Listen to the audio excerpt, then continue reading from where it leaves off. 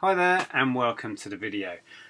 I've been cleaning and testing and researching a load of small electronics, and I thought while I have a load of stuff here, it would be a perfect time to make a video about small electronics and answer the question, are they worth picking up to resell?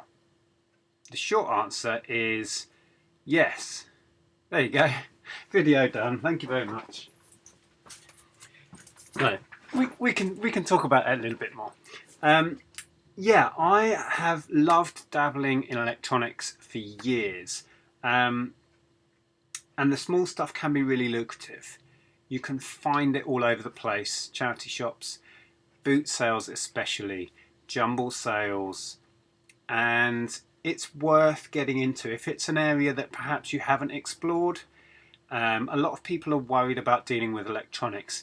The big stuff that you can see behind me can be an issue with storage. You have to invest a bit more money in that sort of stuff. But the small stuff, generally it's easier to test. A lot of it takes batteries rather than mains. You don't have to mess around with mains power. Some people worry about selling things with mains power. So anyway, I thought I'd go through a bunch of electronics that I have here and just talk about them. Maybe it will inspire you, maybe it will give you some ideas. We shall see. So I'm going to start with phones. I've just sold a couple of sets of wireless phones. Those go well, but the vintage, the retro stuff goes well as well. So for example, this sort of thing.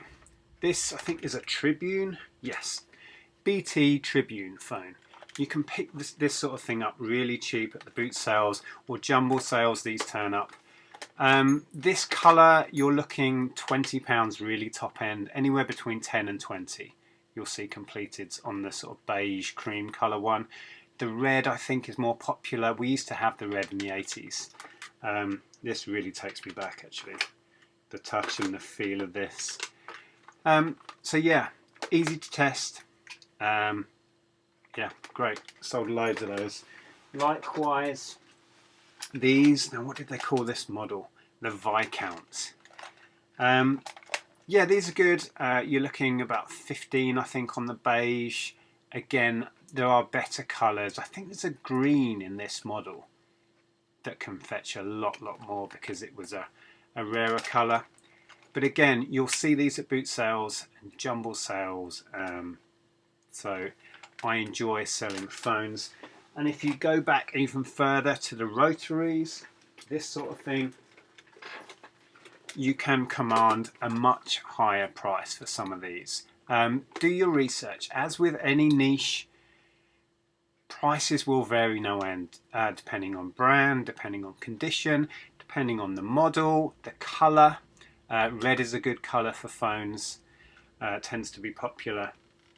So experiment. You can pick this sort of stuff up cheap. Not so much the rotary ones. People tend to know the value in these because they look vintage and people assign a certain amount of value to them.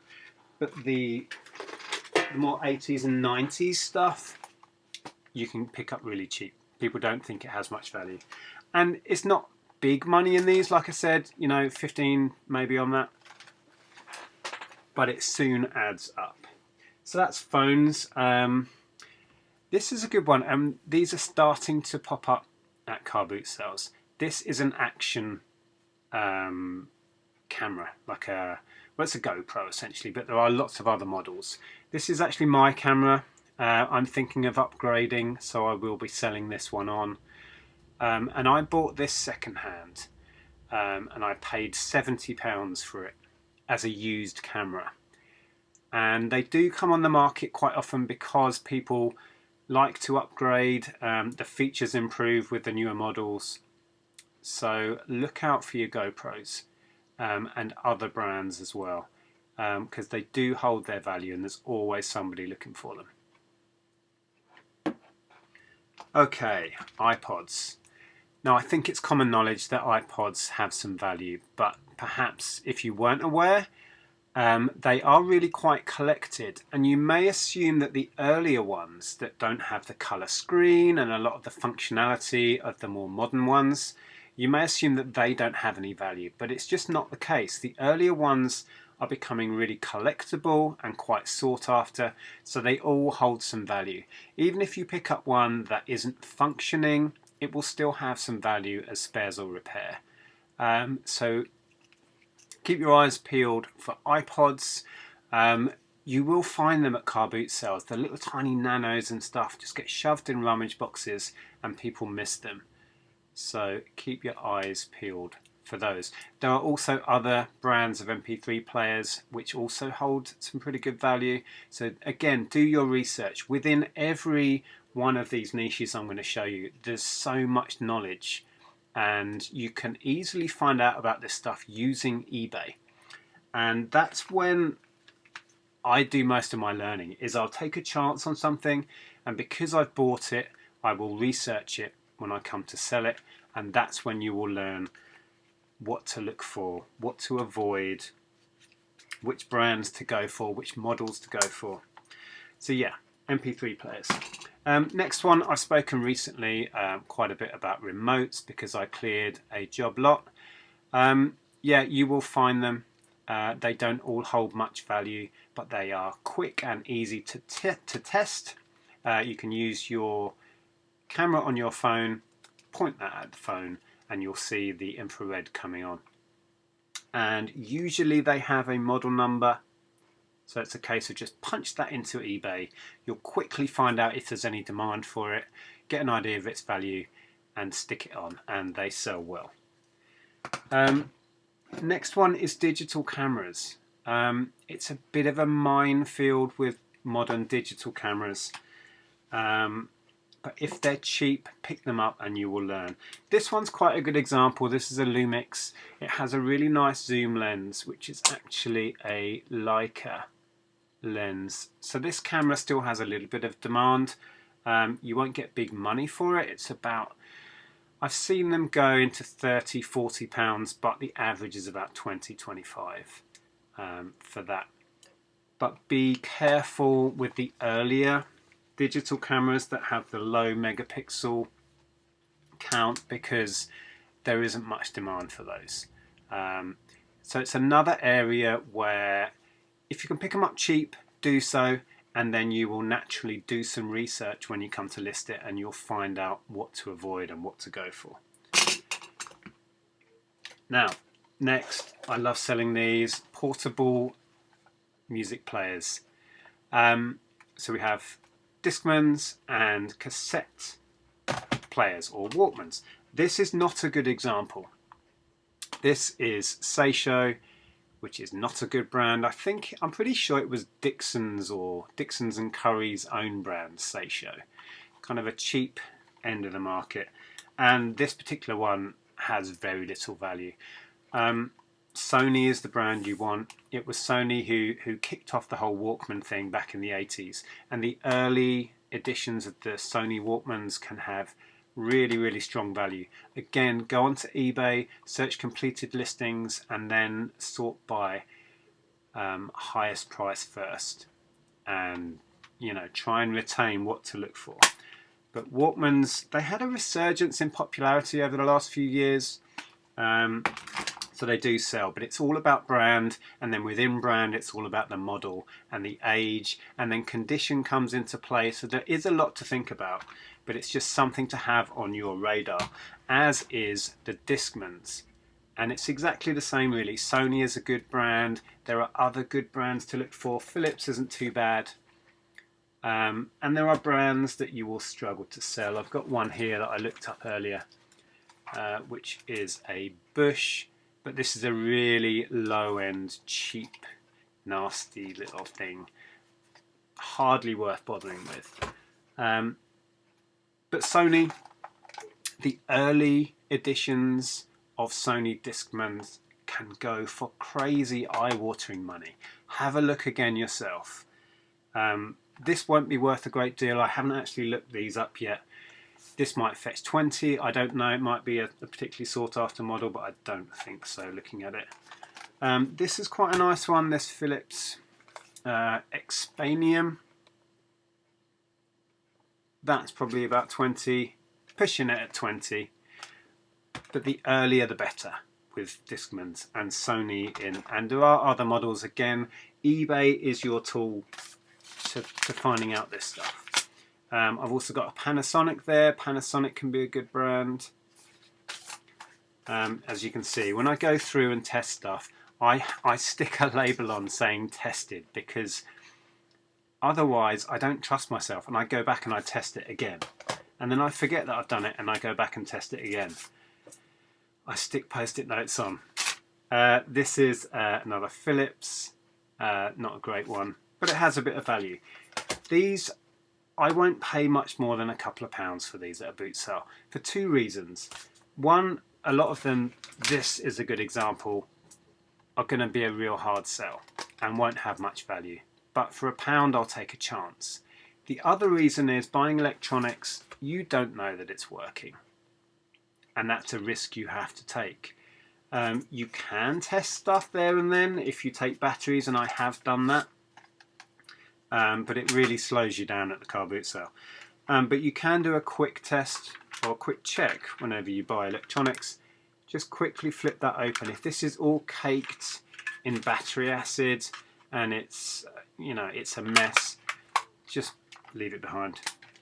Unless it's something, you know, a really early Sony Walkman, just buy it regardless. Buy it if the guy says, or the lady says, it's not working. Buy it anyway, because the early ones sold as spares or repair of this sort of thing can still fetch a lot of money. So that's Walkmans and Discmans. Next one is something that's really close to my heart. It's vintage gaming.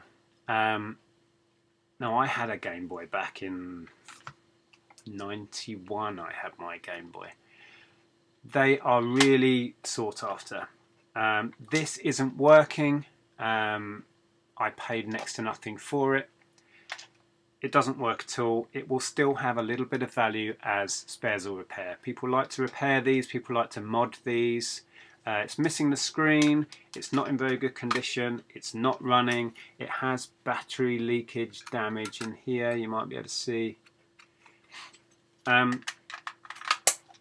they will still sell, and the beauty of this sort of stuff is they will sell fast.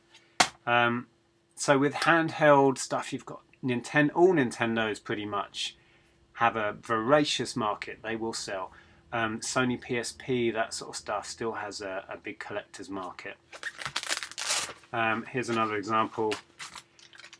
Game Boy Advance.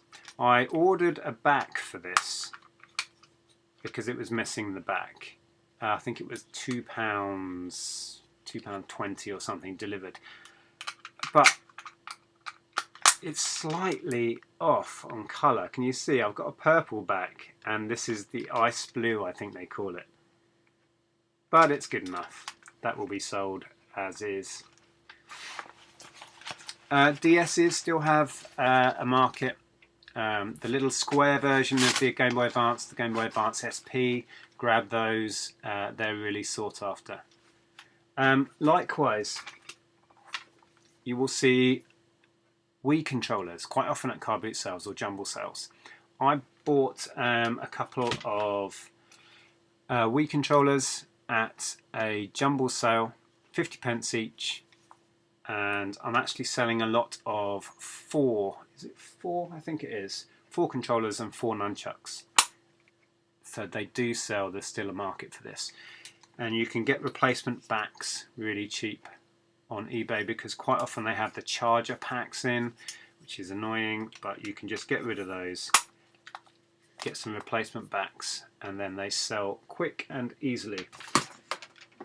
Likewise with the vintage stuff, there's always a market for this. This is an odd one of these. I can't remember where I got it. It was in a rummage box at a boot sale, I think.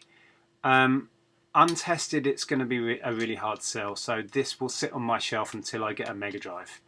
And then it will, if the Mega Drive has 1 pad, I will add this, and then it will sell better with 2 pads. But yeah, if you're going to sell something like this, you will need to test it. I don't have a Mega Drive in stock, so I can't. Oh, this is interesting. I've just charged this. This is a Garmin, like a fitness watch.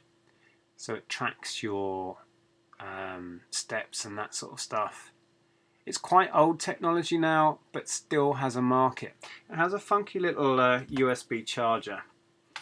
So it's USB, and then it has these two prongs which just clip onto here, and it makes the connection. I can't do it now. There we go. And it charges. So that's quite cool. So this sort of thing, like I said, it's quite old technology really, but that should be 15 to 20 pounds fairly easily. It's a good make, Garmin. Sat-navs sell, even though they are kind of becoming old technology because we have phones now. A lot of cars have that built in now, but there are still people looking for sat-navs. What else did I have? Like I said, I've been sorting out loads of stock. Oh, here we go. Hair straighteners, hair curlers, hair dryers to a certain extent. They have a market. Look up completed and you'll soon find out the brands that are worth looking for. This isn't great.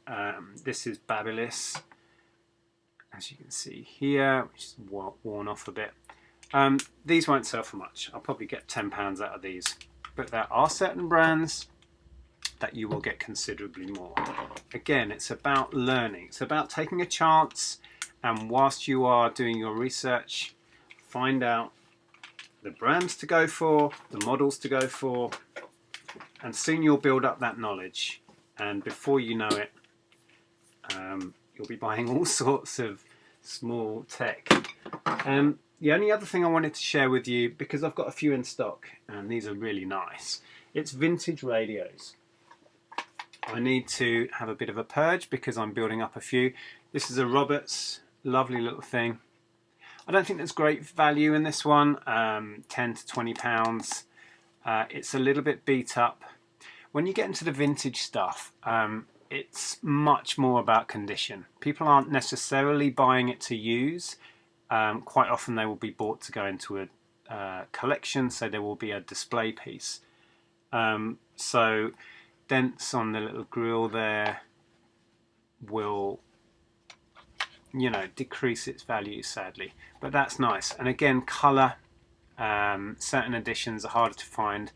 I think it's this is the, what was it called, Rambler, Roberts Rambler, and I saw a pink edition of this, I think, that sold for 60.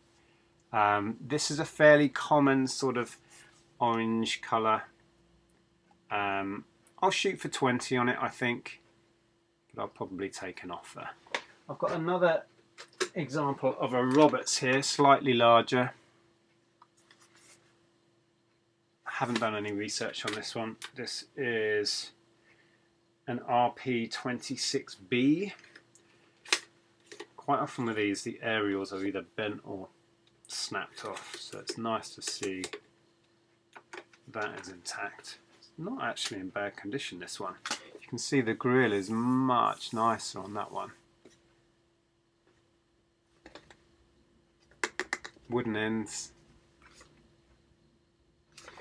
And then this is pushing the limits of what you might class as small electronics. Look at that beast. This is a Grundig, and it is a Concert Boy 1100. Lovely, lovely thing. I've tested this one. This one's working fine.